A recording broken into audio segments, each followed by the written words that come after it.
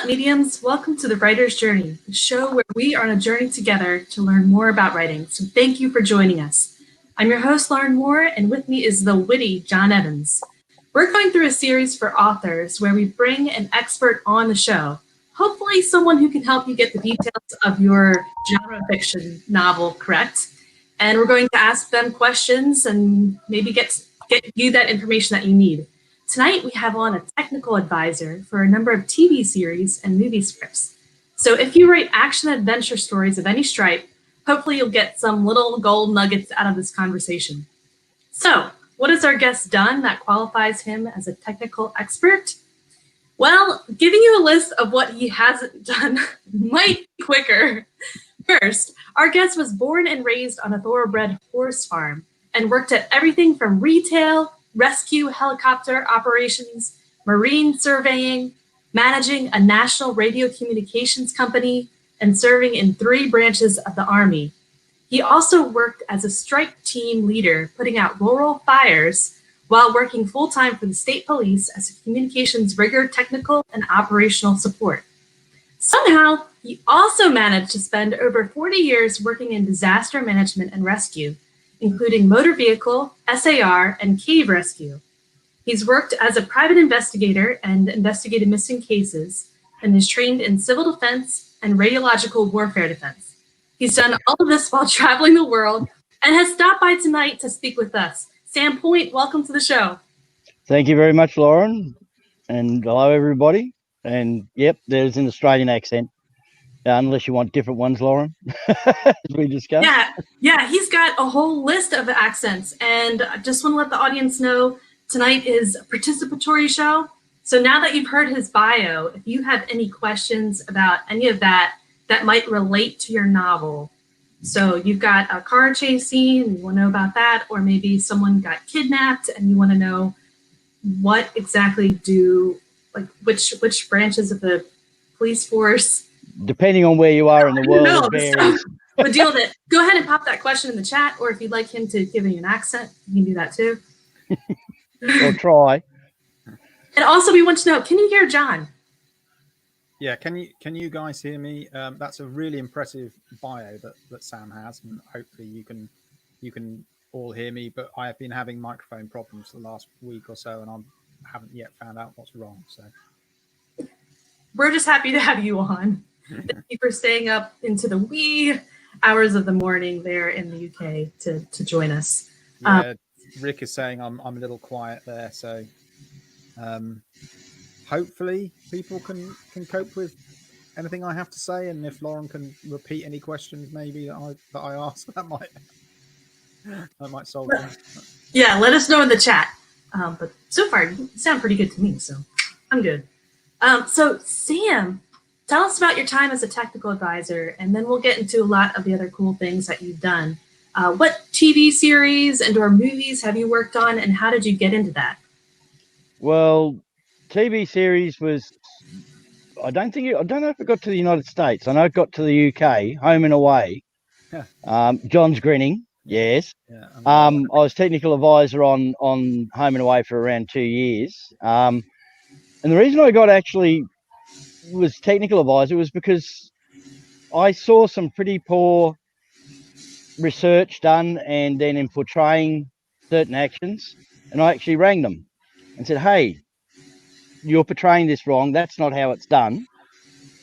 If you want to make things proper and realistic, you've got to do it the right way. Otherwise, you are giving emergency services a bad layout, because they didn't use fake police or anything like that. They actually were all modelled upon the state police, the state emergency service, which is a volunteer rescue and flood disaster service. So they were actually portraying them in a really bad way. That's how it started.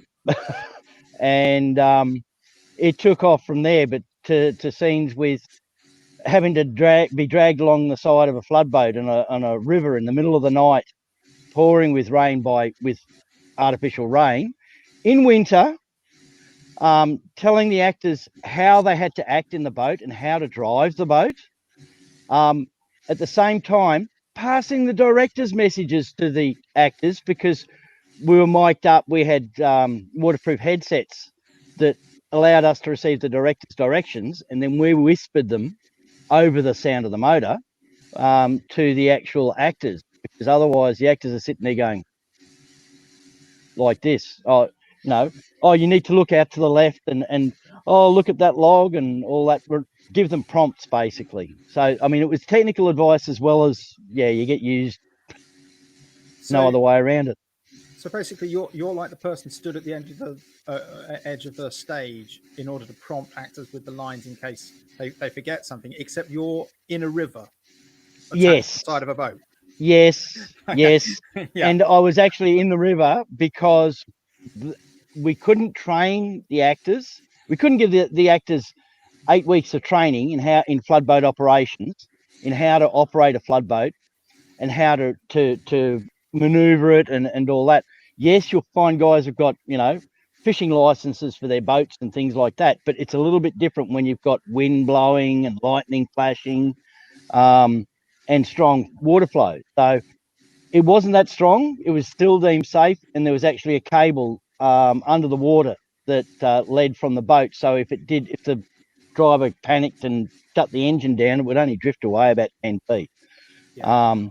But the whole idea was it was in the middle of a big flood and huge big storm. So there's lightning and bucketing rain, and they have to evacuate all these people from Summer Bay, which is the actual fictional location, which is actually Palm Beach in Sydney.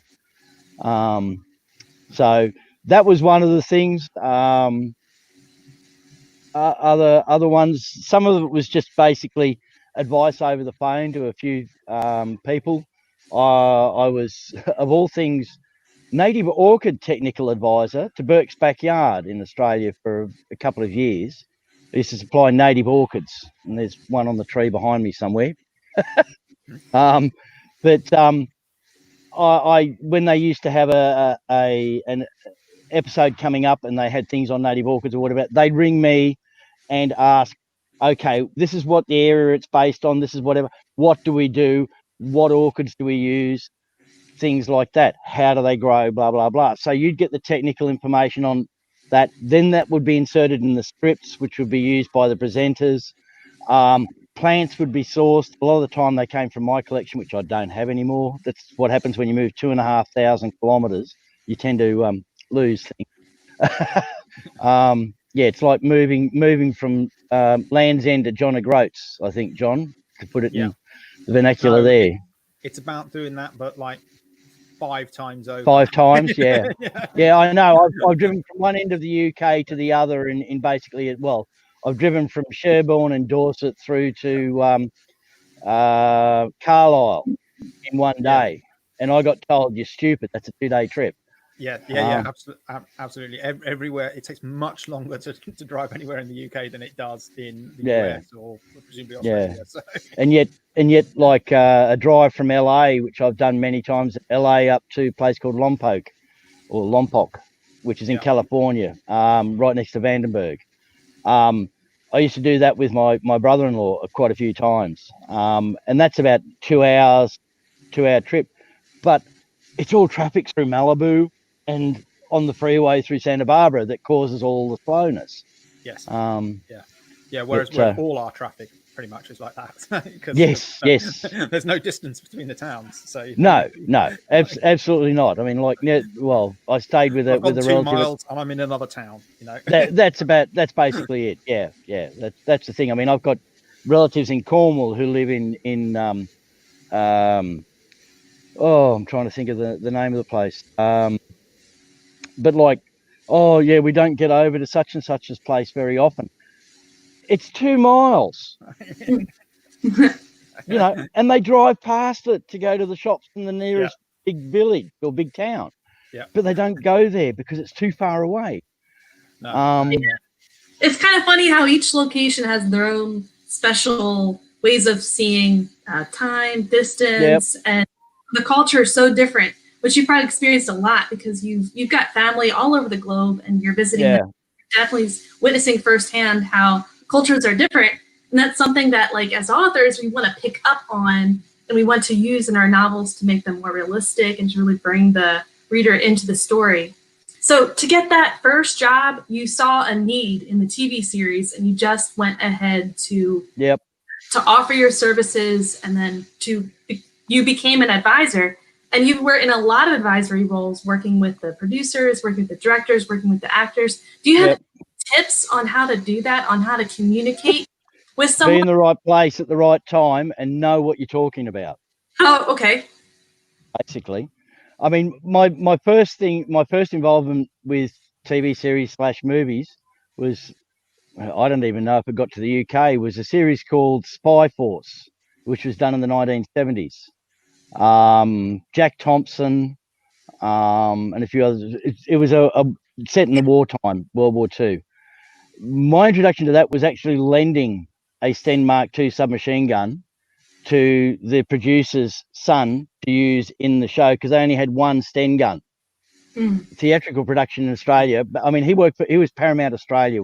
That was Roger Myrams was the actual producer, and he ran Paramount Australia.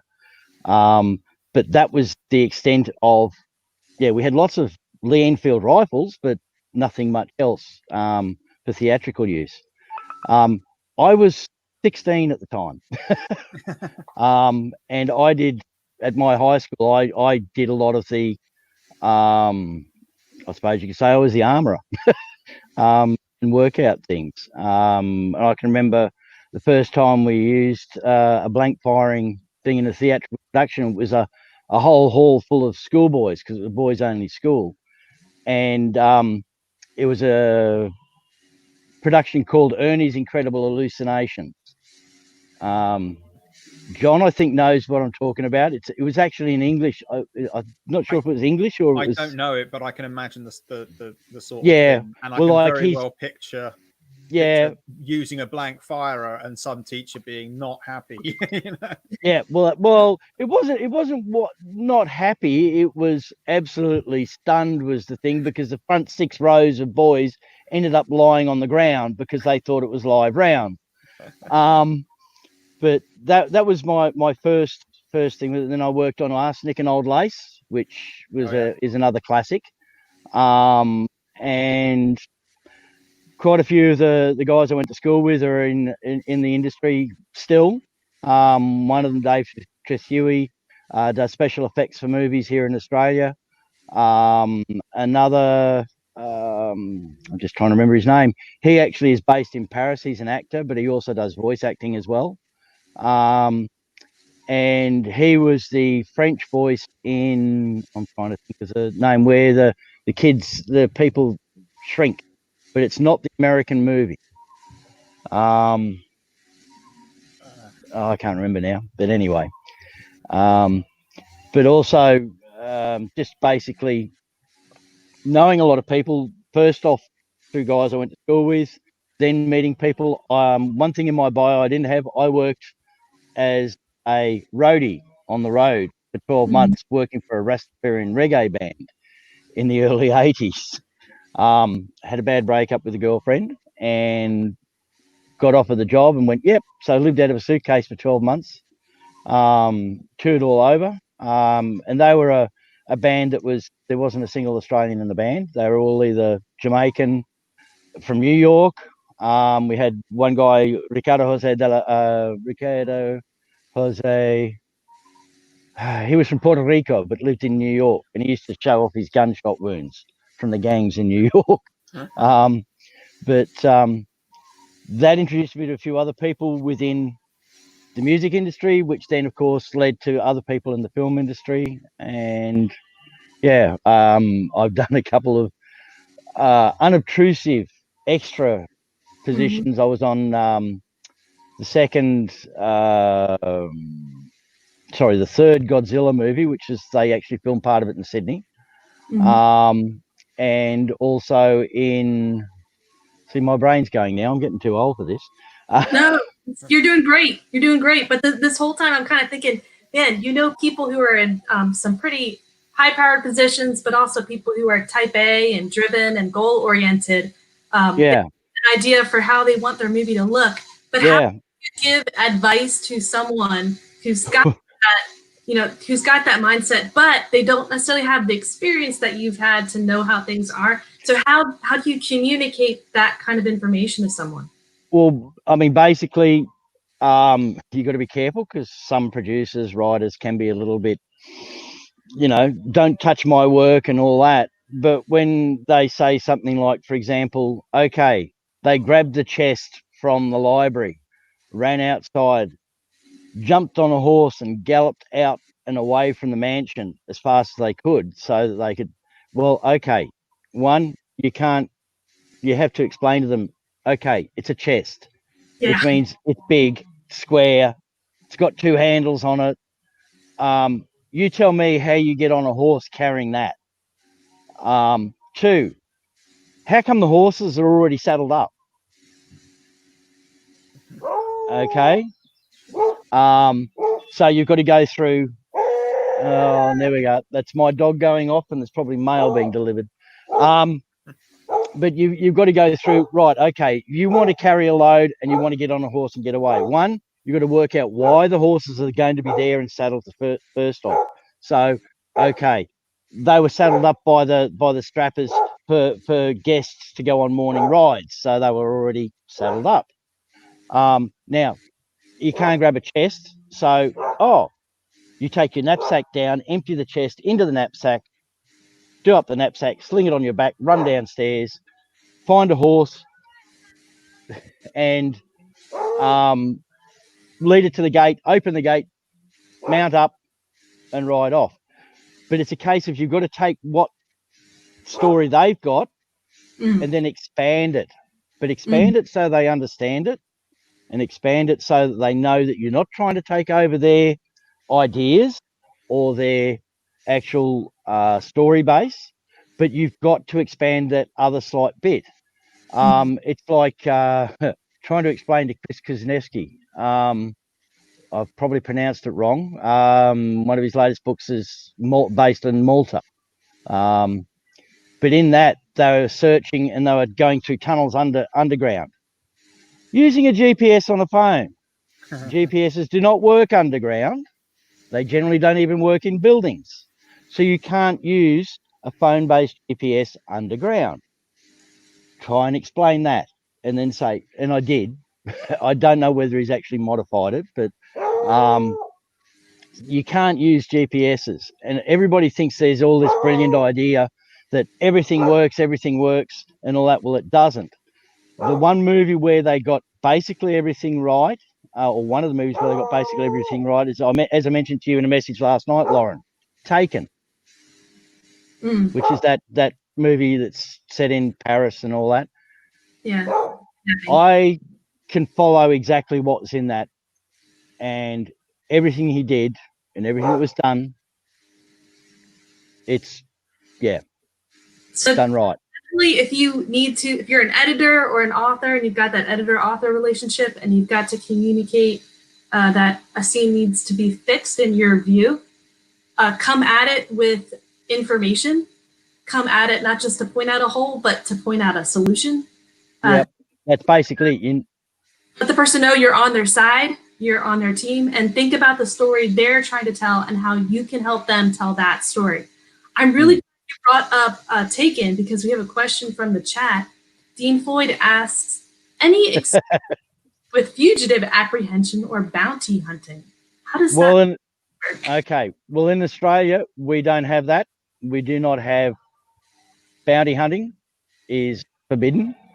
And fugitive apprehension, theoretically, all you can do is if you track them down or whatever, all you can do is in each state, you've got what's called basically citizens arrest rules, regulation. So basically, you have to comply with those. So, like in Queensland, it's under Chapter 53 of the Queensland Criminal Code. You can take into custody and hold for police or magistrate somebody who has committed a criminal act above a certain level. I mean, even shoplifters.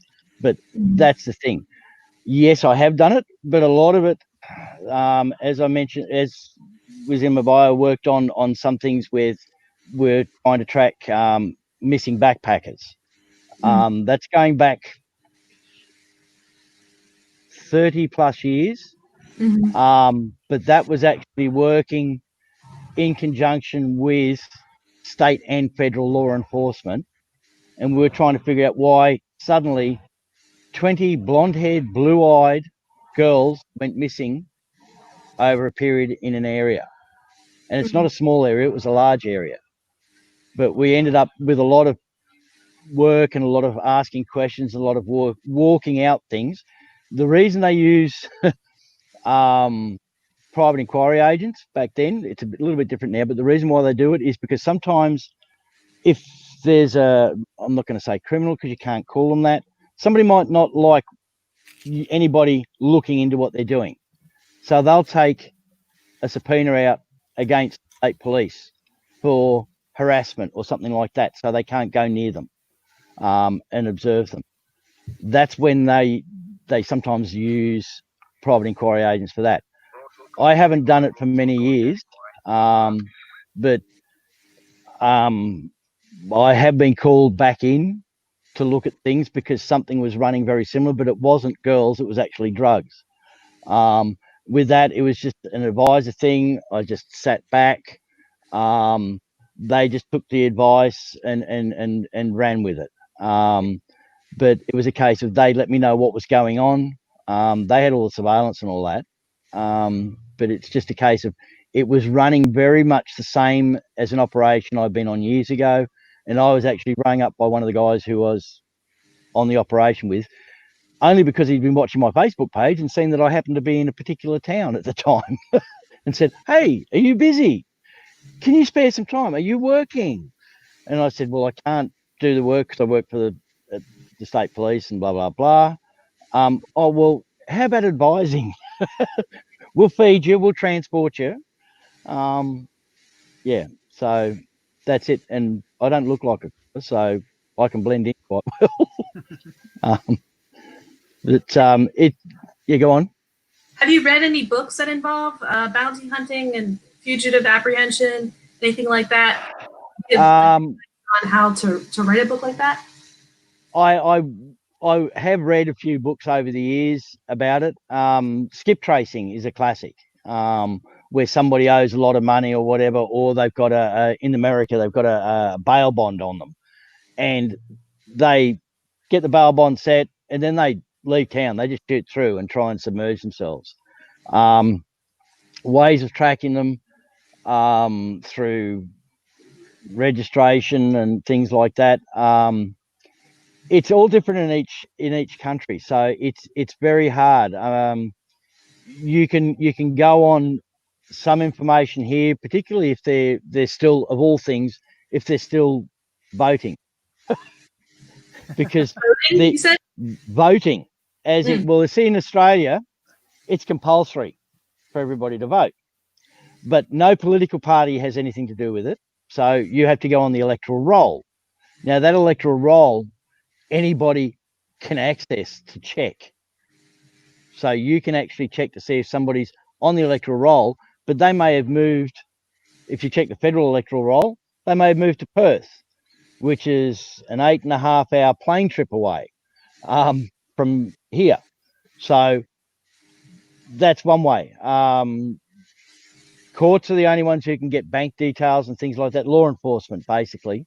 So it can be a little bit more different in Australia, depending on what they've done. As I said, we don't have bail bondsmen. In America, I don't know how the system fully works, but I've watched quite a few videos of some of these bail bondsmen who apprehend fugitives, and I'll tell you what, if they tried to do it here, the police would have their nuts for lunch, if you pardon the pun, because they are just behaving like a law enforcement officer, police officer, and they're not. And that's what a lot of people over here have trouble with. They think, "Oh, I'm a security officer or whatever, I can do what I like." Doesn't work that way. So you've got to understand it. Even France has different ways of doing it. France has, I don't know if you know, but nationally that you've got I'll get my hands in the right place, the Gendarmerie Nationale, the Police Nationale, and Police Municipale. So you've got 3 police forces. The police municipal operate in a council area, basically. or a county area like you'd have in the US. Then you've got the national police, and then you've got the gendarmerie, which is actually part of the army. But they are law enforcement. But they are the ones who do all the national work at airports, etc., etc. They have different levels of communication between each other, and they have different access levels. So the police municipal can't access certain things, but can access things about driver's license, registration, things like that. They can request criminal knowledge on somebody, but they can't access some of the other, like the border crossing and passport checks and things like that. They can't access things like that. So everything varies everywhere. But tracking people down, you can do it. It takes a lot. Of all things, when my high school has a reunion, I'm the one they contact to see if I know where everybody is. Because we had our 30-year reunion, and I managed to locate 76 out of 92 people, and that was the largest contact base they'd ever had at the school since 1916 of a year, percentage-wise. But a lot of that's, a lot of these days with the internet, it's a lot easier. You can check a lot of names, you can check things. Yeah, people will have fake YouTube accounts, but you'd be surprised. They've got a fake YouTube account, but you'd be surprised how many friends from their real YouTube account are actually linked onto their fake YouTube account. So you can find people that way. You can go back and see, they worked at such and such because there's a report available, or something in the news, or there was a thing on, Joe Blogs was asked by police if he heard what happened next door when the person was assaulted and blah blah blah. Well, that's them, and the address checks with the date, so that gives you a location there. A lot of the times people don't think about who they're actually telling where they are. And by mistake, I mean, we've had it here in the UK. They've had it where some of the big criminals there have they're wanted and all that. So what do? Go to Mallorca and put a photo up. Oh yeah, I'm on my way back tomorrow and all that. So okay. And for anybody who doesn't know, parts of Spain and places like Mallorca, for me as a Brit, I just assume that every Brit over the age of about 45 out there is just a criminal. Like, it's where criminals retire to. That's exactly right. So Ronnie Biggs is a classic. Yeah, like if you went out there and threw a brick, you'd probably hit an East End criminal, right? I mean, it's just and also they have they don't adopt the local customs, so they'll be somewhere you can buy fish and chips and pie and chips and a pub and stuff. So they will not be all that hard to find. Although it might be hard to extradite them back to the UK to stand trial. But I mean, I would guess that quite a lot of the people who need to be apprehended are caught because they do things that are quite stupid, that ought to be obvious from just watching TV, let alone if you were actually in the criminal world. I mean, obviously a lot of criminals are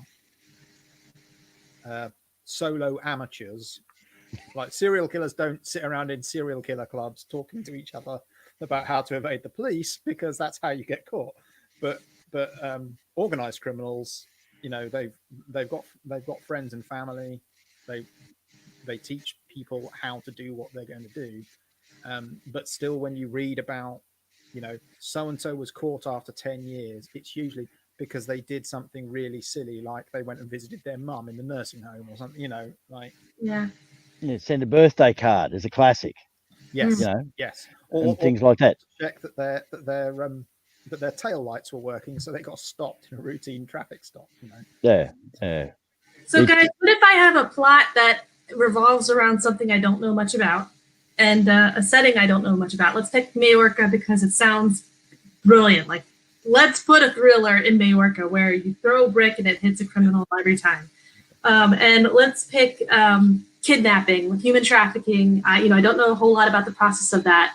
Where would I go to start doing the research I need to get my details right?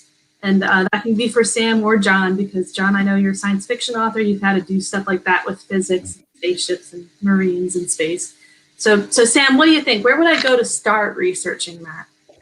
Well, of all things, it might sound a bit silly, but first thing to do is do a bit of a web search on crime in Mallorca. And you'd be surprised what pops up, even in English. Then if you want to go a little bit further, you can find there are a couple of Spanish newspapers and Spanish websites that specialize in different types of crime. Admittedly, they're in Spanish, so habla español. Or use Google. Sí, habla español. So si parla italiano. But you can use Google Translate or Microsoft Translate to translate web pages for you, so you can get the information in your native language, and start from there. You'll find people will make comments, and you'll find some comments that make sense or sounds like somebody's actually got some knowledge. So send them a message, send them a PM, say, hey, I'm doing a bit of research. You sound like you know a bit about what's happening in Mallorca. And go there. I mean, it's like, see, I wouldn't say Mallorca, but like Ibiza, and John will know Ibiza as well. If I want to know something about that, I've actually got a friend who works as a DJ in Ibiza. He's Italian though, but he knows who to talk to. So basically what you need to do is cultivate yourself a local contact who knows the right people or knows who to talk to, not just some, wannabe famous Twitter person or something like that. You definitely don't want somebody who's wants PR. You just sort of got to narrow it down to somebody who makes sense and is giving you something that you can actually look at and see is truth and not fiction.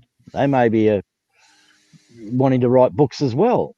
So that's how you do it. You just got to make contact with somebody and find somebody local. Bernard Cornwell, that's how Bernard Cornwell did most of the Peninsular War series of the Sharp books, by cultivating local contacts, one in historical, two in regions, and got a lot of the local information. They spoke to people whose family had been there at the time and who had passed down by word of mouth or whatever was in the family, certain things. And you get information that way. That's why the Peninsular War Sharp series sometimes can be a little bit better than, say, and I'm still using Bernard's work, Harlequin, even though Harlequin is quite understandable, and things like that. See, I'm jumping book authors now, but only because Bernard and I talk and he sent me happy birthday for my birthday last week. So, but they're historical, but they're based on certain facts. You also can get that with some of the Spanish smaller authors who take a crime story. You can actually get some pretty good crime stories in Spain, in France, Belgium, Holland, Germany, even the UK. Some smaller writers might write something specifically about something that's in their area, to do with backpackers going missing. £20,000 was stolen from a Royal Mail coach or whatever. It's a case of you find somebody to give you some local colour and who can actually inform you on what's going on truthfully. It's hard for me to describe, but I mean that's how I generally attack it. And I've worked with people who, we want information on how it works here. And so you just got to go into the local area. I mean, I speak about as much Spanish as enough to get a bedroom and a few other things. Because as I found out when I was in California, my Spanish is totally different to Californian Spanish, and it can get you in a lot of trouble. I learned European Spanish. Yeah. But Yeah, I mean, yeah, I would suggest I mean, there's a couple of things that you can do. I know that some police forces will help you find a police officer who can speak to you about something for a little bit of authenticity. yep, And some of the armed forces as well, they have liaison officers who deal with, in particular, they deal with big organizations like Hollywood Productions and so on. Like Top Gun got made big with the help of the US Navy. Otherwise, it would no, never have got, it would no, have looked awful. Mm. Like, I'm guessing Iron Eagle probably didn't get much help from them because it looked awful. But anyway, so they might have liaison officers, but there's also things like military associations and historians who work for regimental museums and so on. yep, So um, you can contact a regimental museum, which will often, in the UK, they're often like on one of the military bases, because it's a really small museum run mm, by largely volunteers. Um, but obviously they've got email now, so you can yeah, email them and say, and try and get some information, and you can reach out to veterans or ex-police officers and so on who can, they're not going to they'll want to gossip, right? yeah, But they're not going to yeah, want to, they're not going to want to give you genuinely, secret information. yeah, That you won't get that, but you don't need it, because what you need to do is give the idea that it's real, and let the reader fill in the rest. So you yeah, don't Mm. want to say this weapon has a clip unless it Mhm. actually is a very old rifle that has a clip, which it almost yeah, certainly isn't unless you're writing about something historical. But you can, museums are a great place to get information. Also, university academics, because if you imagine you work in a university and you're dealing with, what's in the UK, I'd guess about 60% of the students are high on a regular basis. So if you've got somebody contact you and says, I actually do want to know about this history, they'll be like, oh, really? mm, From me? About yeah, my obscure knowledge of the War of the Roses? It's like, oh, I'm so excited. yeah. And you can find papers like that Yeah. referenced on the web quite Yeah. easily. It's all you need is to be careful with your keywords that you use for your search, but you can find, Yeah. I mean, you use certain keywords, you can find out about all the old colleges in the UK, in Winchester and a few other places. There's some that there are stories dating back to, I think, the Oh, 1500s. Wow. Winchester. Oh, Not Winchester. no, Sorry, I'm from Hampshire. No, just Winchester amuses me because they've got the round table in Winchester, and mate, it's a I've big, been there. and Yeah, obviously it's not the round table. Even if there no, had been a round table, it's not big enough to seat 50 knights at. So, no. and it's just like, so it's a medieval fate. What if they get really Anyway, close? um, Leave it. no, but anyway, it's still a very, very old fake. So it's still it's still a Yeah, genuine yeah, yeah. antique. I mean, I thought what was more interesting was the fact that they had to use hard hat divers Yeah. to fix the foundations which were sinking there. I found that was more interesting than the round table. Yeah, Hmm. yeah.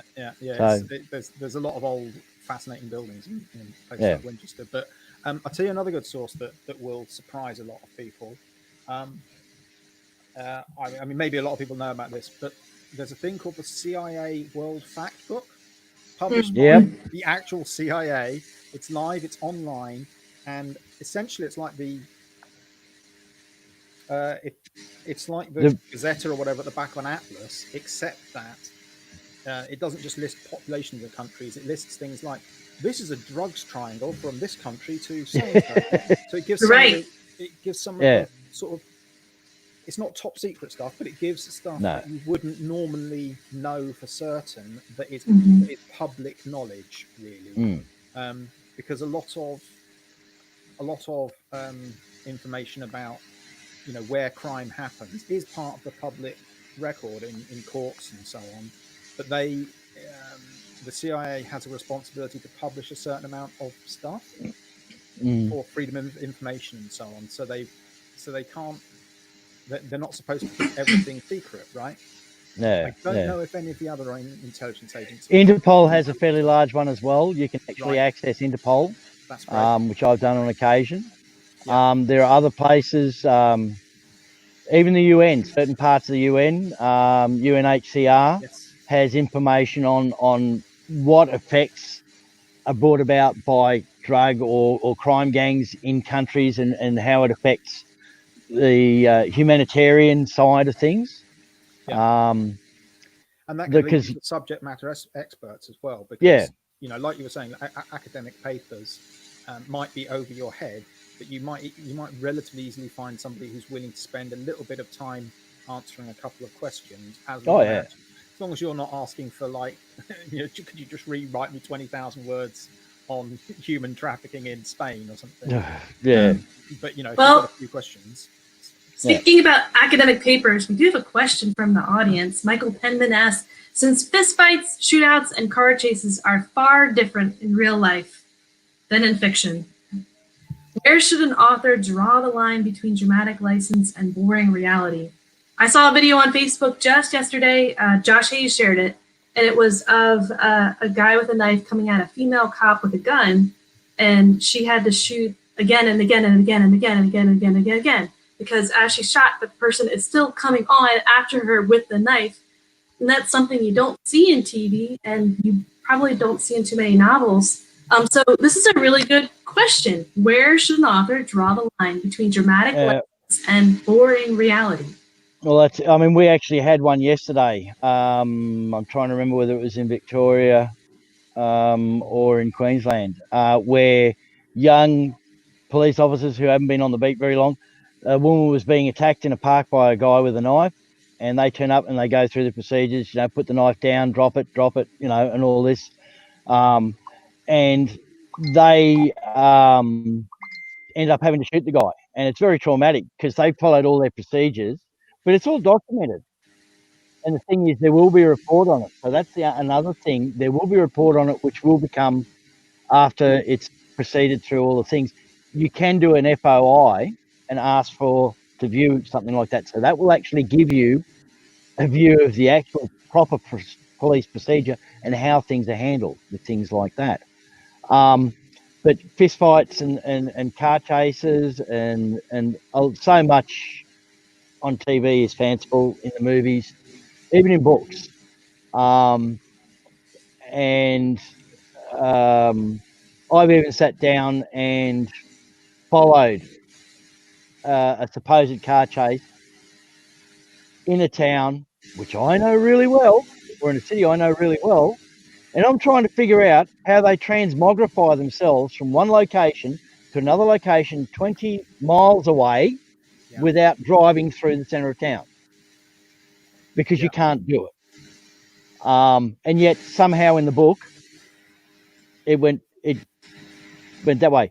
It's all right. I just noticed Rick has just put up something. What do most car chases get wrong? Traffic. Yes. Traffic. There's never too much traffic for them to just speed off, right? And you can't use a normal sedan car to force aside other cars in your way. You need a 40-ton truck to do that. Yeah, you'll just get wedged.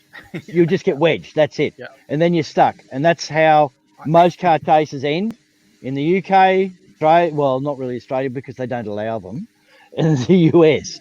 But that's how it happens, because they'll get themselves wedged in traffic because the traffic won't move anymore because the people at the front are doing the legal thing. It's a red light, so they're stopped, right? Yeah. They may hear sirens behind them, but if they can't see the lights, and most people have got their stereos up or got both ears blocked with earphones, they don't hear the siren. So they just sit there and all that. Meanwhile, there's some criminal trying to escape, and he comes up and there's 30 cars waiting to go through this intersection. Well, he can't get over the median strip because it's got a barrier.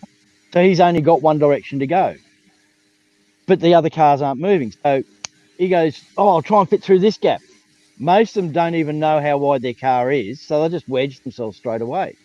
I've seen them get up on footpaths to get away. Yeah, because you see that in the movies all the time. They get up on the footpath to get around the traffic and all that. There are trees, concrete garbage tins, pipes, In France, you've got pissoirs. You've got metro, underground railway things. Yeah, it And doesn't work usually in a lot of places. a Perrier truck Yeah, a Perrier truck. Yes, yes, drive through. Yeah, right. yeah. This takes us back to Michael's question. So getting wedged between two cars or 8 cars is not all that exciting. What if you like really want to have an exciting car chase No, scene? but it's actually a good moment, because if you do something that would actually happen, it will kind of stun your audiences. So any film where something actually makes sense, like where Indiana Jones has terrible like stomach upset, as do the rest of the crew. The guy turns up a sword and whip fight, and he just shoots him because Harrison Ford said, "Why don't we just shoot him?" And Steven Spielberg said, "Yeah, we could all go back to the hotel if we do that, couldn't we?" And it's hilarious. But in the next film, they reference back to it, even though it's a prequel, and he pulls the gun on the he goes to pull the gun on the sword guy, and he doesn't have his gun because he dropped it. Right? Why in the Temple of Doom that happens? Although weirdly, the Temple of Doom is set before the last. Right. I mean, I have seen one car chase where he got wedged, so it was true. What he did then was kicked out the windscreen, which was. Have you ever tried to kick out a windscreen? No. You might be able to squeeze out the side window, but then he got out of the car on the roof and then roof hopped to get away from the police. I've seen that done. Yeah. And that in real life, I've seen that done. Yeah. Yeah. So that can happen. You can let those realistic details inspire you to come up with something new and creative. Yeah. Yes. Just hand waving all of physics and reality. Yeah. That's what I'd avoid. I think the most jarring thing for me when I'm watching action is when I look at it and I go, I may not know everything about, action. I've never chased anybody in a car or pursued a criminal or anything like that, or been in a fight above the age of about 15. So, but some things I can tell you are wrong. I watched the Da Vinci Code. Ignore all the history that's wrong in the Da Vinci Code, right? Yeah. There's a bit where he gets in the smart car, and there's a couple of they do a chase scene. He and the woman are in a smart car, and he's got a couple of problems. One, he's trying to evade I think a bunch of police in the smart car or whatever, but it doesn't really matter. For a start, his smart car is a lot faster than any of the other cars in the film. I had them. And they're very, very light, right? So it's like being in a powerful motorbike, right? It's faster than it can get around much nippier. The other thing is he then does it like take it down medieval steps and stuff, like staircases and things. Okay, I don't know if you would roll the thing over or not, but what I do know is they all come standard with airbags, and they would have gone off in his face, right? And he would have flattened all 4 tires as well. In the Italian job, the minis don't have airbags because they didn't exist then. And also they've modified the minis so that they can do the Italian job thing, and they're strengthened and all sorts. And it's shown in the film that they've modified these minis, which by the way were bloody awful cars. They weren't. They're very cool, but they're only cool because of the Italian job, right? Mm-hmm. So it broke the immersion for me, because I'm like, they should have just had the airbag go off in his face, and that would have made it harder for him, and he could have battered it down and still got away, because your guy can always get away even if something bad happens to him, because you just make the distance between him and the person pursuing him, or vice versa, longer or shorter to suit what you're going to do to them, right? I can remember it was either a French film or an Italian film where the getaway car, the actual driver of the getaway car, before they go to use it, opens the fuse box and pulls the airbag fuses. That was actually in the movie. That was one way to get around it. Yeah. But that was like, they did it right. Yes. There's a lot of times they'll get it wrong, but that one, because the chase scene was unbelievable. Mind you, I don't have, my language capabilities aren't enough to understand it at that speed that they were going, but it was believable because he pulled the airbags. They filled the tires with like the green slime stuff, the anti-puncture stuff, that if you get a puncture, it fills the holes up again. And in another part in the movie, they'd actually filled the tires with sand. Mm. So, and that way, because on that one, their getaway track was down hundreds and hundreds of stairs to get down from where they actually stole, because there was one way up on top of the hill by road, but there was Yes. stairs going down, so they could get blocked off up there. But by planning on going down the stairs, they could get out of it that way by filling the tires with sand. They're not going to bounce, and they're pretty solid, so the ride isn't that good. But the idea was they had another getaway car waiting down the bottom, so they just transferred vehicles. Yeah, that's the thing. If you can't use one vehicle for the job, you can always look at pre-planning and having more cars, and it's not going to muck up the story. Mm. Fast and Furious had a few like that, where they had pre-positioned cars, so they travel only so far, sometimes only a mile, 2 miles in one car, which was set up to do a specific job, to get through a specific way to get to the other vehicle. Then they go from there. But they got a bit carried away, I think. They in the later ones, they get, the bit where he drives a car out of one building, and they're like 40 stories up into another building to get away, and you're like, yeah, doesn't sound like a good. No. That sounds risky. But another classic is with action ones is, you see it in awful films all the time, is the hero shoots a gun, and you're like, that's a revolver, and he's just shot at least 8 times, and the only reason he's shot 8 times is because he's shot 8 times. All you have to do is not have him shoot 8 times before he reloads. Have him shoot 1 fewer people, perhaps, and then it won't annoy anybody if he's shooting the right number of bullets. And if it's a magazine weapon, just have him change magazines, even if he doesn't necessarily need to, and he's carrying enough. Because when you write your scene, you say, I don't know, I think I might have him shoot 5 magazines worth, so he's carrying 6. Yeah. Right. Yeah. I'm laughing because I actually had to point out to an author that a revolver can't shoot 50 shots without reloading. Yeah. So they ended up writing the whole chapter and writing the signature weapon, which is what some writers call, my lead character has a signature weapon. Well, signature weapon to me is a no word, or no words. We had to change what they used because of the continual fact that they're continually firing shots and never seem to reload with a revolver. So, okay, it's set in the late 40s, early 50s. What about a Browning high power? 9mm, holds 15 rounds, 14 round magazine, one up the spout. The magazines aren't hard to carry. There, that gives you a lot of rounds you can put down range, then do a magazine change. And do it that way. So they changed from one weapon to the other. And mind you, the weapon they were originally using was an old Webley.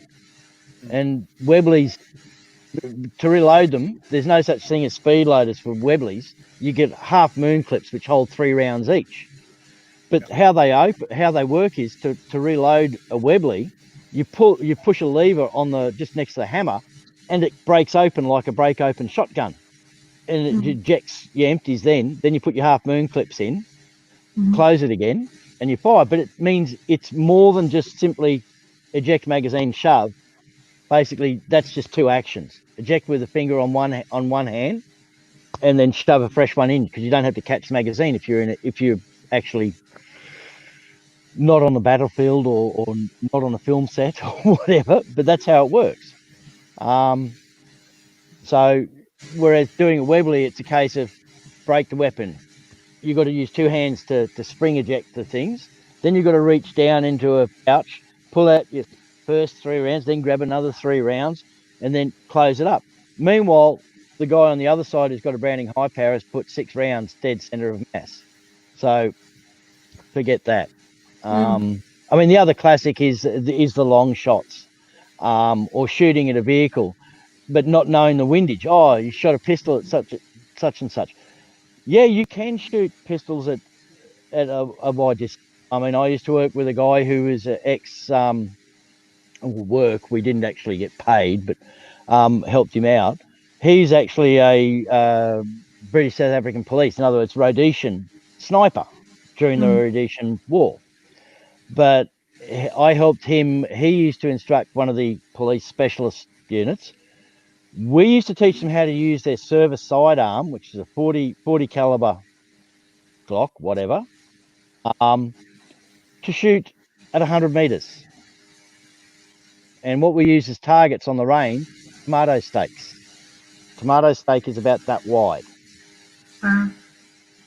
And that's what we used to teach, because 100 meters with a pistol, your sights don't work. So you've got to know how the trajectory works, what your characteristics of wind is on the thing. So you've got to do a bit of brain think when you do it. It can be done though, and we proved that you can do it. So yes, long shots with pistols can work as long as you can have the knowledge of being able to do it. So what you need to do as an author, you need to establish that if they're going to take that shot, then they can't shoot it straight on. They've got to allow windage. So in other words, like what we were teaching, to give you an idea, what we were teaching was, okay, you're shooting at a 25 meter target, so your pistol sits like that. Shooting at a 100 meter target, you elevate your pistol like that. Right. So basically, your eye line also moves. So instead of looking at the backside, your eye's looking just straight over the foresight at your target. And what you're doing is you're judging the angle by looking down at the back of the weapon and at the foresight, and judge the angle so that it can go the trajectory is correct for the range you're shooting at. Yes. The other thing is you've got to have an idea of what the range is too, what the distance is. So, but I mean, I think one of the things you do, if you want your hero to do something like that, explain why they're capable of doing that. Because for instance, exactly. If I'm the Dan Brown character, or it's me, and I pick up a gun, I'd be lucky to turn off the safety or remember that it's a Glock and there is no safety, and successfully shoot somebody at almost point blank range, because I've never shot a gun before. I've shot an air pistol and I've shot bows, but that doesn't help me with a gun, nor does necessarily having seen stuff in films, except to know that I probably couldn't shoot somebody at 100 meters, so I'd know there would be no point shooting them unless they were close. But if I want my hero to be able to do that, I can excuse that in a whole number of ways. Like they're a member of a target shooting club, so they know something about pistols. Otherwise, why are they doing it? Or grew up in the country and things like that. Because in lots of areas, I mean, up until we lost most of our firearms after the Port Arthur massacre here in Australia. But I can remember growing up on the country property. We had, let's put it this way, there were still black powder pistols, cap and ball pistols. I used to shoot rabbit with a 36 caliber Navy Colt, because they were around. Guys who came back from World War One, World War Two, brought back stuff. They no such thing as customs and immigration for the returning soldiers. They didn't empty their bags out most of the time. In America, you got the same thing. They actually allowed what they classified under the War Souvenirs Act, the service people to bring back certain things. I mean, people brought back bloody motorcycles and all that. But in the UK, same thing. I can remember one of the big problems in the 80s was there were so many German stick grenades around in Ireland, and a lot of them had actually been brought back by Uncle Joe or whatever, and then I don't know what to do with it. So the local grubs were working out, if you've got any of this old stuff, we'll get rid of it for you. We'll do the right thing, and that's how a lot of things happened. How things turned up, basically. And how. Plenty of little old ladies in the UK have reported to the police, I've got this grenade that my husband brought back from World War II, and they're like, it's 1980, so they send around the bomb squad, and it's a live grenade that's been sat on their mantelpiece for like all those years, and nobody knew, because people just, I think when you see an old grenade in somebody's mantelpiece, what you assume is that's a dead grenade that's had the explosives removed, right? but not necessarily. All you need to do is just look at the farmland in northern France. Yeah. There's a civil defense unit, or the trying to remember the name of the organization. They have a unit that has been working since I think the late 40s, 50s. Mhm. And they just go around because the farmers continually plow up grenades, shells, Yeah. you name it, and they just pick it up and move it to the edge of the field, and just ring up, and these guys come out in their vehicle, their EOD vehicle, and pick them up carefully. Oh yeah, this is a gas thing, or this is a German, this is French, this is American, whatever. Yeah. Load it up, and then they go off and blow them all up. But Yeah, they yeah. do still find like 1,000-pound bombs in building sites in London and stuff. Yeah. Yeah, I know. Yeah, And you're like, I mean, we even here, Yeah. a lot of people don't realise that the Japanese actually bombed Australia. Yeah. Where I live in Townsville, we actually had 3 air raids by flying boats who dropped bombs. They killed a palm tree, but that's about it. They were rotten shots. But Townsville was the base for the US Navy, Army Air Corps, and Army for basically the Southern Pacific. The Battle of the Coral Sea was controlled from here. Huge area was all militarized. There were thousands and thousands of US troops here, and the amount of junk that got left behind or buried or whatever. Because one of the big things we had was when they were building the football stadium back in the late 80s, 90s. They had bulldozer out there, and it was an old greyhound. The bulldozer is out there leveling the ground. It's driving along there, second. Driver gets out, has a look back, brushes a bit of dirt off. 500-pound bombs sitting there because it was right at the end of where one of the munition dumps was. And all that had happened at the end of when the Americans left, they went, because they had them in like they bulldozed out dips and had them sitting in there. And some of them were in concrete shelters. All they did was bulldoze the dirt back into the depression they bulldozed. Just left everything. And that's happened. I'm sorry to say, but that's happened all over. Not only Australia, through the Pacific Islands, the UK, even in some areas, they've done the same. I know up in Lincolnshire, they had that problem near one of the US bases there, and that's what they did. Well, we don't need this anymore. War's over. Oh, yes. Only to take it back to America. Yeah, we destroyed it. Landfill is not environmentally friendly, but landfill that's a munitions dump is particularly bad. No. But the thing is that even though it's a joking thing and things like that, when you look at some of the crime novels and books like that, where they like criminals want to get explosives and things like that, they use old sources like this sometimes. Yes. They learn that, okay, the Germans had a munitions dump over in this town here. Now we need some explosives for this. Let's go and have a bit of a chat. So they go around and oh yeah, the Germans, they just walked off and left everything, just whatever, and go away. Or things like there's an explosive, there's a fertilizer place over there, so they go and nick a ton or two of ammonium nitrate.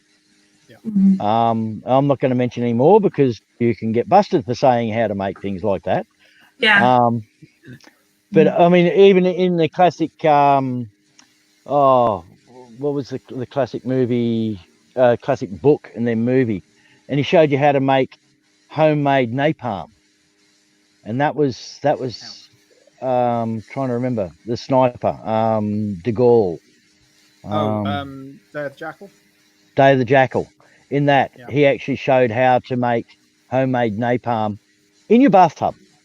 Oh boy! Yes. Don't try this, folks. The things people can make in their bathtubs. But the thing is, the way he actually put it in the book is that you don't put things like things like that in there. So there's lots of things. I mean, there used to be a book around which was the US Special Forces Handbook, which was widely available and all that. They actually, because it had recipes in there for field expedient explosives, they were made to chain the actual recipes in there, because there were too many Joe Bloggers going down and buying some potassium permanganate and some sugar and all that, and yeah, making some nice explosive devices, splash powder, thermite, the whole lot. That doesn't So sound good at all. the thing is, if you're writing a book set back in the 80s Right. and you need to work out how somebody knows how to do something, how to make it, there is an avenue you can use. You can write into your book or your script that, oh, they've got old Uncle Joe had this special forces manual back in the 1970s or 1980s. It's got all these recipes in it. Let's try those. So yeah, it's sometimes it's hit or miss on how you find out things, but if you use a bit of brains or ask the right person, you can find out what you need. It sounds like all this research can be endless, right? You can go on the internet and you can search. You can go to message boards and Facebook groups, and you can find the people who are posting helpful information, and you can talk with them. You could video chat with them. You can meet them in person. You go to the weapons range and actually practice in person. There are so many things you can do, but none of that is writing your book. So no, that's why you need. This question's for John, I guess. Where do you finally kind of draw the line and say, I have got to get to the business of writing? And maybe in editing, I'll find an expert to kind of give me feedback on such a page or chapter. But where do you draw the line and then say, enough's enough, no more procrastinating, I got to write? Well, we write about Raw Marines in space 300 years from now, which will never exist. That's nonsense. There will never be. I don't believe there'll be, military sci-fi. But we're basically writing about the sort of stuff that they did in World War II, which, if you look up what they really did in World War II, is completely bonkers, right? Like literally, the plan to they took a dead body, they put a bunch of intelligence on him, and they left him in the Mediterranean so that the Germans would find him and think they'd found plans for D-Day, right? Wow. D-Day invasion. That's They made a movie. Cool. They made a movie. Yeah, and it's real. It sounds made up, but it's real. And some of the commando raids that they did, like on the heavy water plant and so on, and trying to capture, German officers and things, they're kind of crazy by our standards. But if you look at the number of people Allied troops who were killed in World War II, it was huge, and they did fantastically brave things. And the reason that there are so many stories of amazing tales of daring do is because if you told the other stories, it would be horrible, lists of slaughter. That's why there's all these fantastic stories about things that people did. So what we're trying to do in our books is we're not going for the ultra realistic stuff. We're going for the James Bond level of it's barely plausible that this could happen.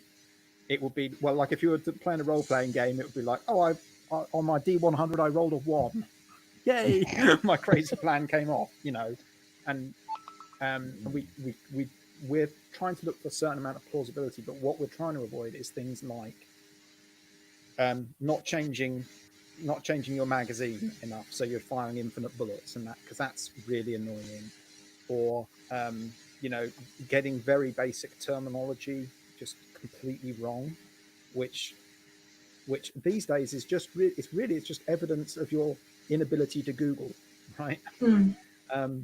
Because assume that any piece of information that you want to know now, even if you're writing something about how big should a spaceship be, somebody has answered that, probably on YouTube, right? Yeah. And there are people that you can. It isn't that hard to look at the sort that the information that you can find out there and go, these people are idiots, but this person has actually laid out a logical reasoning for how big would a space fleet be if you had 100 planets of 1 billion people on each planet or whatever, huge. And what kind of weapons might actually work in a space battle. and then you have to set your line of where do you want the realism to be, and you what I would say is, no matter how fantastic what you're writing is, it needs to be internally consistent. So you need to not contradict the rules that you're establishing. And that works for fantasy as well as science fiction or thrillers. Your you know, your magic has to work one way. It can't suddenly do another thing, and that you previously established it can't do.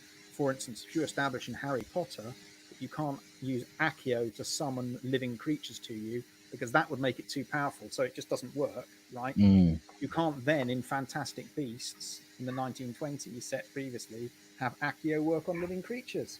Fans will go, but that doesn't make sense. So the classic in space things. Sorry, John. Classic in space things is when they mix up meters and kilometers when they're talking distances. Yeah. Because I'll tell you what, firing broadside, because you see broadsides, because a lot of the old naval terms are used in space battle. Firing a broadside at something that's 52,000 meters away. That's 52 damn kilometers. Yes. That's a long way to work out your travel and all that. Maybe 5 kilometers, which is 5,200 meters, or 520 meters, depending on how close. A lot of the time with space battles, trying to work out where the distance becomes realistic and becomes a bit excessive. Oh, we open fire at 67,000 kilometers. Yeah. Which is probably much more realistic for how far apart you'd be in space, but then you've never hit, unless everybody's politely and you've got some kind of agreement where you're going to be in sequence, and you have a big target bullseye there. Yeah, you're like, we'll fly at the same rate, and the person who gets their shots in first will win. That's fair, isn't it? That's it. I mean, yes, there's no drag. Well, there is drag on, even though they say, oh, there's no drag in space. Well, there's still dust, there is still gases and all that. So if you go into it properly, you say, yes, there is problems, because otherwise they wouldn't have discovered such problems when they flew from the Earth to the moon for the Apollo thing, because there was drag on the aircraft. Solar wind affects things. So that all takes into effect.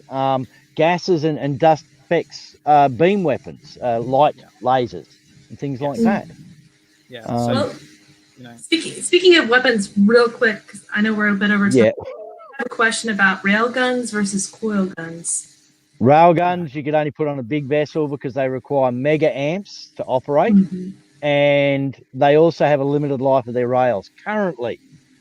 Because how a railgun works, you've got two conductors like that. You've got a carrier that rides on it, which has got your projectile there. So it's a sabot, basically, carrying the projectile. When it fires that whole lot. They actually physically ride along the conductors, so they wear it out. Yes, you can fire it big. I mean, they're firing 20, 40, 50, 90 kilo loads off them. But currently, I think the US Navy, they're saying they can do 500 shots before replacing it. And yet all the tests have shown after 10 shots, they've got to replace the rails. That's one thing. They're big. They use a lot of amperage. Coil guns, there are people currently making coil guns in their backyard, in their shed. You can actually make one. It's you use a tube and it's got coils. And what they do is they have coils mounted sequentially up a barrel tube, and they're fed power sequentially by capacitors, which are charged off a battery pack. And they dump them, a lot of them, they're using flash guns, like from cameras, as they're controlling thing, because they'll generate, they build up the capacitor, they load the capacitor up, and then it discharges. And how it works is that you've got coil here, it just goes like that. And the idea is your load, which doesn't have to be conductive, is moved from that one. It's pushed out the front, sucked into the next coil, pushed out the front of that. So as it goes up the barrel, it's sequentially sucked in and pushed out, sucked in and pushed out. That's the easiest way of putting it. There are proper technical terms for it, but that's how it works, and that's how it accelerates it and how it leaves it. I can't remember if it's. I think it's somebody in Yugoslavia has built one with a 2.3 foot barrel, which fires at 4,200 meters per second. Now that's 4.2 kilometers per hour, which is, I can't even remember what it is in miles an hour, because we're all metric. Wow. But that means that in 1 second it travels. It'd have to be at least 2.5, 3 miles. Wow. That's fast, Wow. and they're looking at getting faster. And he built that. Yeah, I mean they built that in there, but it's a case of you can't carry it on your person. The battery pack for it's a little bit large. As power, I mean we've gone from the lead batteries, the carbon zinc batteries, and all that, to the lithium batteries we have these days. So the weight has dropped, the size has dropped for capacity, and all that. I mean, there's a 3,000 milliamp hour battery in that. Back in the 1980s, that would have been like that. It would have been a huge battery. But because of the density, what they call the power density is the current batteries, and it's getting better, it means that these are possible things to have as we go down the line.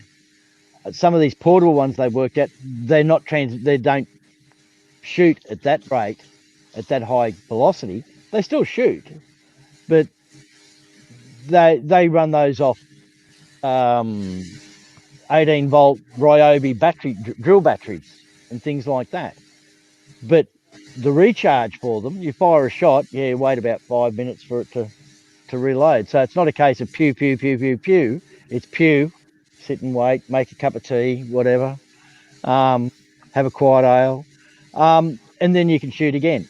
One author has used railguns in their books, but basically only for snipers, and they at least bring up the fact that the guide rails, have to be replaced after 10 or 15 shots, but they work differently. They actually have a retained sabot, and basically it's thrown forward with the projectile in it.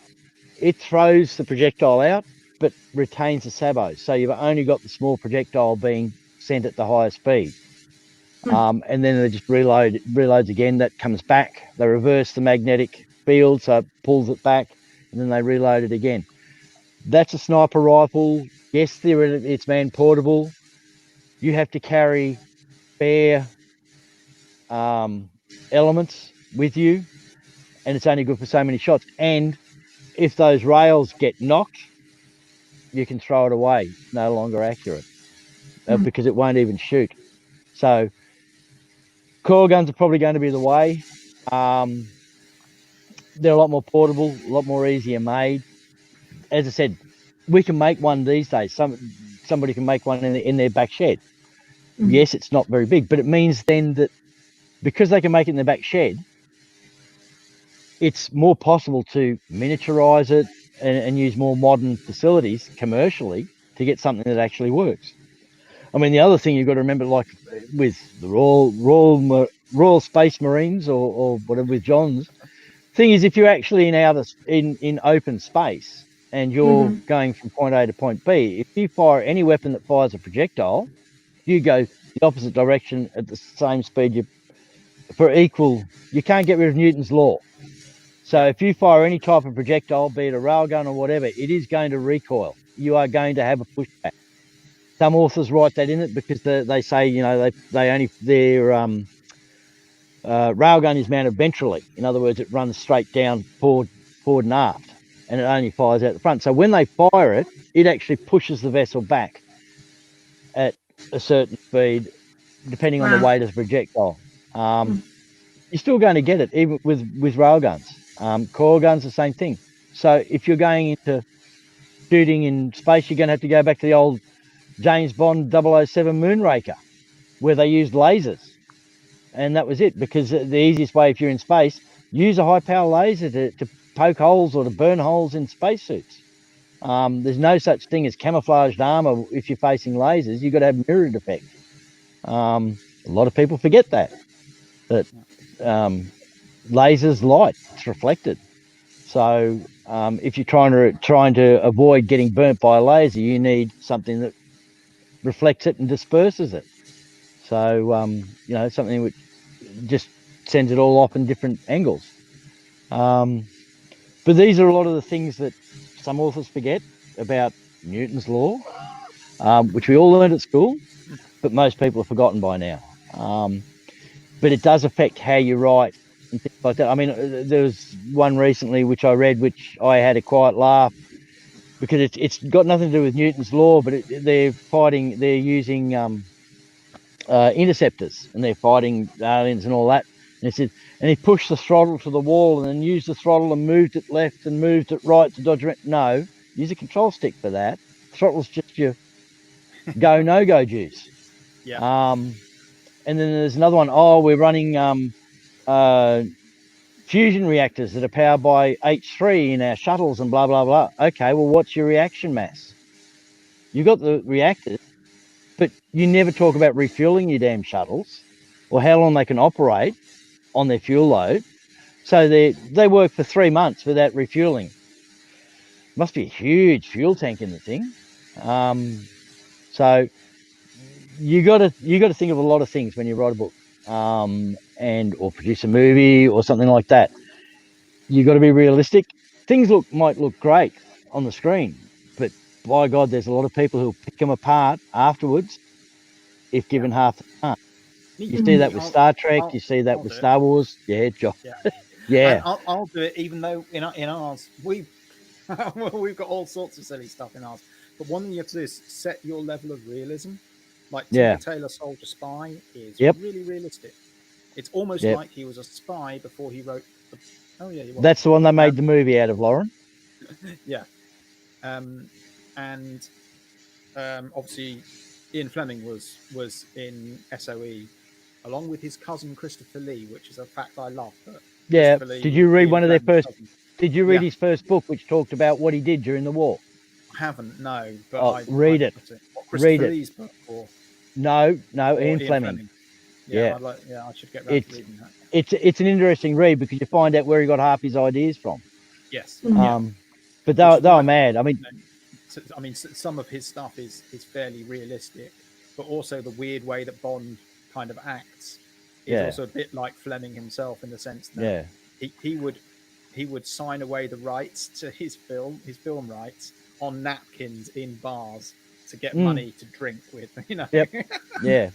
So when Charlie Broccoli did the Bond films, he had to go around all these promissory notes and stuff that he'd written on all sorts of stuff and buy them all up from people. And it was so many different people that he had to gather them all in a hotel in New York or something in order to try and meet them all and make it practical in order that they could make the Bond films. Wow. That's why Casino Royale wasn't made in his series first. It was made with like David Niven or somebody in it. David Niven, David Niven and that's the thing. And yet I've been to that casino. Nice. But I mean, you find lots of things like that. I mean, that if you get the real information, like they go, they flew. This is World War II based, and they flew XYZ, Super Fortress, blah blah blah. Well, yeah, but some of the things they don't go into the fact is that it's a long bloody trip. Mm-hmm. If you need a pee, it's a bottle or a tube out the side. You don't want to do number twos. Yeah. It's cold. All you got to eat is sandwiches, which are frozen generally, and thermos coffee. You can't have a smoke because the plane inside leaks like a sieve with fuel. Yeah. And it's bloody cold. And the thing is, the only reason I know all that is because my dad did that in World War II. He flew from Australia to the USA, and he said it was the worst. It took him 48 hours to get from Australia to San Francisco, and then from there across, and then he ended up in Europe a few days later. But he said it was the worst plane flight he's ever had. And yeah, he wasn't silly about it. He did it. He was SIS. So, but I mean, you can have accidental things. 1970, I was with my mother and my younger brother. We were flying from Hong Kong. We were going from Australia to end up in England at a long way because it was a lot of hops in those days. We took off from Hong Kong in a BOAC aircraft flying to Kuala Lumpur. And in those days, no GPS. This is the other thing people get wrong, direction. Oh, we just refer to the GPS. Well, they didn't have GPS back then. So the old DC-9s had an astrodome, and you had a navigator there who shot the stars at night to get your locations and all that. Well, he got his degrees round wrong, and we flew over North Vietnam. The first thing we knew about it was that people going, oh, look at that lightning, straight lines for lightning. And you look over and, hold on, the lightning's going from the ground up into the clouds. And then you realise it's the North Vietnamese anti-aircraft fire. Next second, all the lights go off on the aircraft, throttles go to the firewall, and it banks hard left to get out of where they'd gone. And yeah. But that is real life. That is what actually happens, and that's what it looked like. You try and find that in a book because they say, oh, this happened and that happened. But that's admittedly an experience I've had. But it's not something you also have. I mean, I've also in the departure lounge at Nandi International Airport, there was an illegal immigrant. They try and get on aircraft so they can travel between countries because there's no police inside the terminal. And he was being followed around by a security guard. And we're sitting there having a cup of tea and a sandwich, as you do, waiting for your aircraft. And this guy picks up one of those old iron stand ashtrays, the ones with a big weight at the bottom, the tall stand, and then it had the ashtray at the top. Picks up that and clouts the security guard, knocks him out, and all that. And I went, that's it. And I went up and I grabbed him and I bloody put him on the ground and all that. And it's not something that normally happens. International travel? No, nothing. Nothing ever happens. It's always, fun. No. Things do happen. You can be in the wrong place at the wrong time, as they say. And the same thing can happen in a book. You can be writing along and then suddenly, bang, it happens. You've got to know how to put the bang it happens to do it, and then how to bring it forward or to make it believable. Sorry, that probably makes no sense, but it's a case of you see somebody try and write that without any understanding how it works. I mean, most people think, oh, bang him over the head with the ashtray, split his head open and all that, there's blood everywhere. No. But the usual thing, everybody stands around going, huh? So there's no help there. And if this guy just is going to attack other people, you've got to make sure how you write it to follow what you want to have happen in the book. And that's a bit mixed up. I've just realised what I've said, but so when you're doing your research and you find out that real life is not exactly how you imagined it, use that to propel your story forward. You could look at it as an obstacle, you could look at it as a barrier, or you could look at it as an opportunity, and find a way to make your fiction be inspired by reality rather than captured by it. Stan, thank you so much for coming on the show. You're welcome. That you've done so much and that you've done a lot of thinking about writing and how experience from real life can connect to writing and can help us make our stories better. And John, thanks for staying up into it's morning now in the UK. I'll send you some sunshine, John. It's only 3:30 in the morning. No, I don't want any sunshine. I don't like this hot stuff. I don't know. I've been watching videos from Wales for the last 2 days, and it's done nothing but bloody rain on these guys. So that's where I am. I'm right in Cardiff. So that's what I mean. They're looking at mines outside of Cardiff. So it has been moist. Yeah. That's why I said the sun. If any of our fans would like to stalk you on Facebook or the internet, or actually ask you for some research questions, where can they find you? Well, I'm on Facebook. I think it's Sam Point. PM me or whatever, and have a chat. I don't have a website. Yes, I've got a YouTube page, but I have bugger all on that. Because sometimes stalking's good, sometimes stalking's bad, and also where I've worked for the last 21 years, they're a little bit iffy on your public thing. On you don't say where you work and things like that. So I haven't gone that way. Mostly it's word of mouth or through groups like this. You get to know quite a few people, so you end up talking about it, and they know how to contact if they want to ask. And that's how it's been with a few authors. I mean, some of it have been I've given feedback on a review and things like that, and they come back and go, "Oh, really? Well, how would you do it?" and things like that. So that's basically how it is. It's technology is great these days. It's a lot better than what it used to be. And as we're doing now. I mean, I talk with. I've got most of all the family on my father's side is all in France, so we talk purely by messenger and all that. So, just the ability to do everything these days with and that's a mosquito flying past. That's why I was doing when it's still hovering there. But it's winter here. It was actually 6 degrees this morning at 8 o'clock, which is 44 degrees Fahrenheit. Whoa, So, yeah, well, we're in the tropics, and for the last few days, we've been down to about 1.8 degrees Celsius, which is just above freezing. And yet Sydney's been 10 degrees. Good night, Rick.